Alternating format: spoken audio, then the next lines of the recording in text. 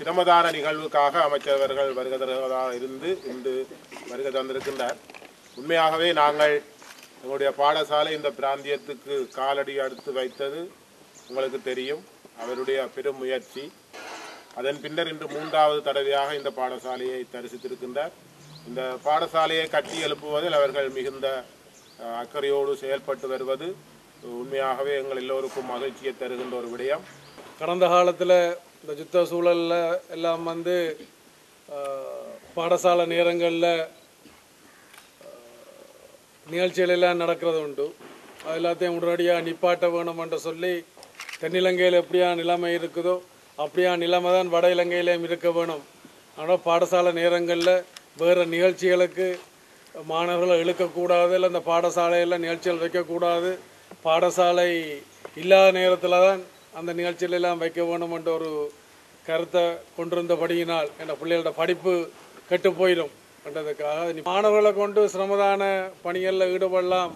நாங்களும் படிக்கின்ற காலங்களில் நாங்களும் படித்த காலங்களில் சிரமதான வேலையெல்லாம் ஈடுபடுற நாங்கள் அந்த வகையில் மாணவர்களை கொண்டு ஈடுபடுத்துறதுக்கு கூட மாணவர்களுக்கும் ஒரு சரியான ஒரு விழிப்புணர்ச்சி ஒரு வழிகாட்டலாம் என்றதும் மற்றது இலகுவாக செய்து முடிக்கலாம் என்றதுக்காகவும் தான் இன்றைய நாளை தெரிவு செய்தது.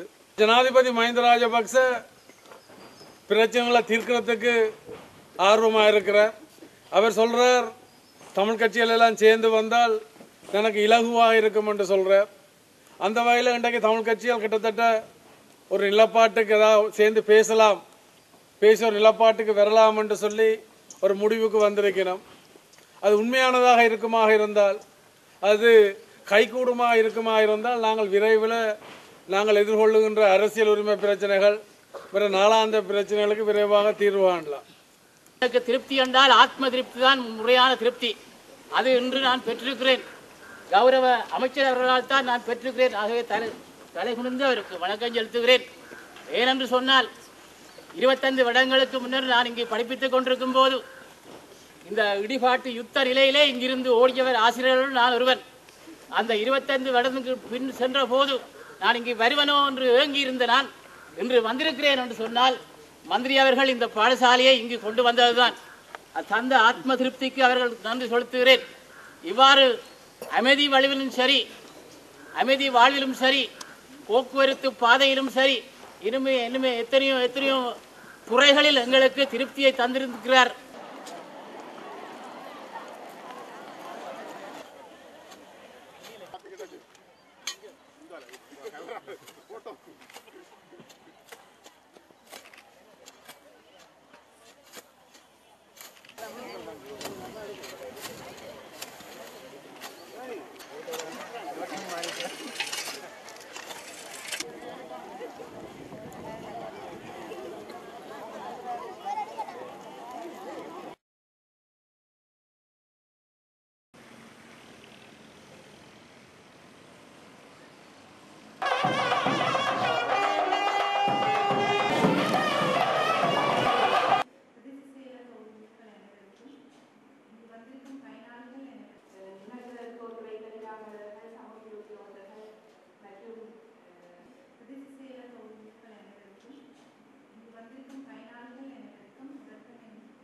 மாவட்ட மக்களுக்கான உயர்வுக்காக முன்னிலைக்கின்ற என்னுடைய பாரம்பரிய கைத்தொழில்கள் மற்றும் சிறுதொழில் முயற்சி அபிவிருத்தி அமைச்சர் கௌரவ KN டாக்டர் திருவானந்தா அவர்கள் உங்களுடைய இந்த வாழ்க்கையுடைய மேம்பாட்டுக்காக இதனை பயன்படுத்துவதை நீங்கள் உறுதிப்படுத்திக் கொள்ள வேண்டும்.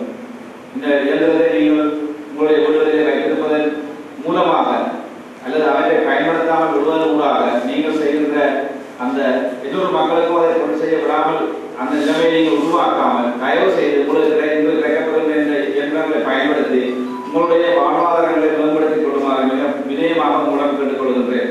வாழ்வாதாரத்தை